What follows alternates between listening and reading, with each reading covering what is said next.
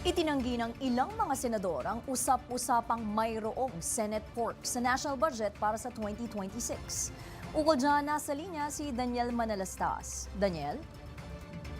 Yes, dahasang pinabulaanan ng mga senador ang mga aligasyon na may tinatawag na Senate pork sa ilalim ng 2026 national budget. Ito'y matapos lumutang ang umano'y 17.9 billion pesos na umano'y pork ng Senado.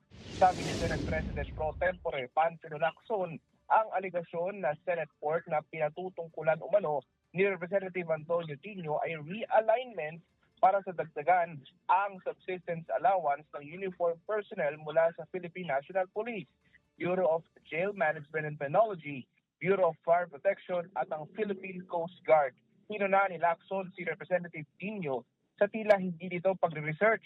Sabi naman ni Senate Committee on Finance Chairperson Sherwin Gatchalian, ang ginawang adjustment sa national budget ay ginawa ng may transparency at nakaangkla sa constitutional mandates.